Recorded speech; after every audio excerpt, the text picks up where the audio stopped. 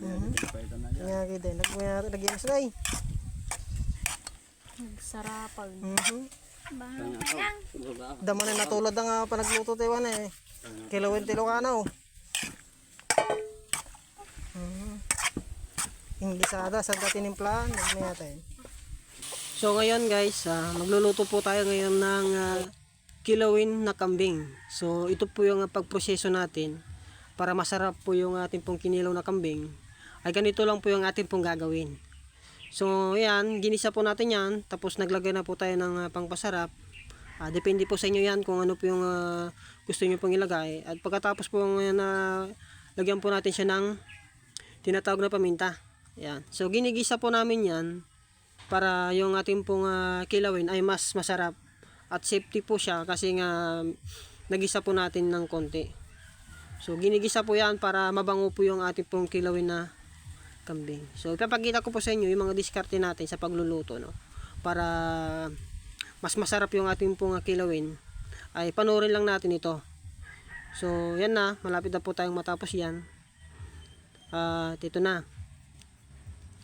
Titimpla na po natin to ng sikreto para masarap po yung ating pong kilawin na kambing. So dito ang gagamitin po natin dyan, yung ating pong sikreto mga guys, ay ito po, lalagyan na po natin siya ng utak ng kambing. Ayan. Ihalo po natin yan para masarap po yung ating pong kilawin. So bali yung utak na yan, ilinaga na po natin yan. At ngayon, ang gagawin natin yan, lalagyan po natin siya ng suka.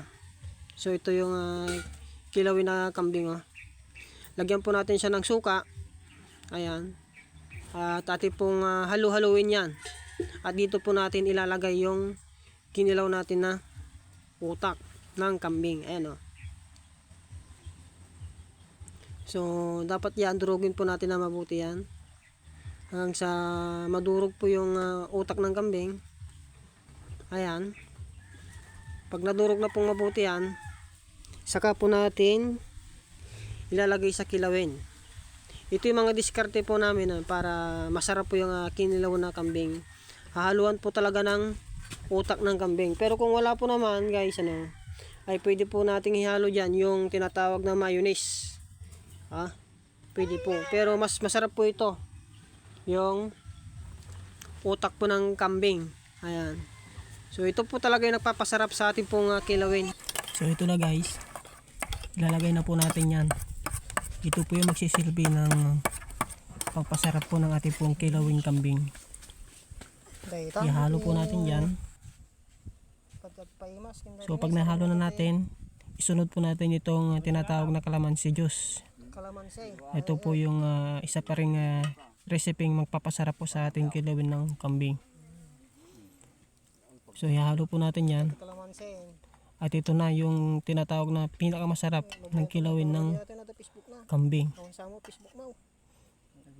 Ganyan po yung ating pong proseso para swak at masarap na masarap yung ating pong kilawin na kambing mga guys. Datam amin na ni. Dati ako manay tatanggal. Ay dati ko manay. Dati na ito. Ialis ka natin nila. Oy, ialis kita por bulan. Final pass.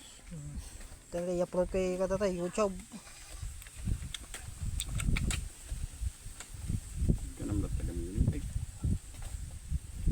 Ngeriga matagal na ka YouTube dah. Kalawa ko. Nga din, lagyan sa ay. Nagsarapag. Dama na natulad ang panagluto tayo eh. Kilawin tilokanaw.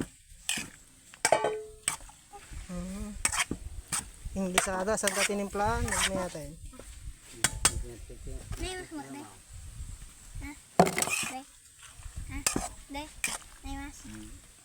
Diyan na po dyan.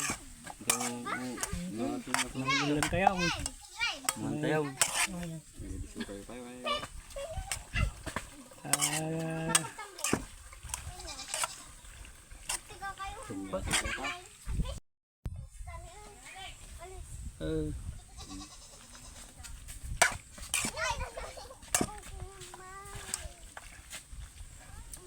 Aramanan pa ano, gusto mo ilaaraman na.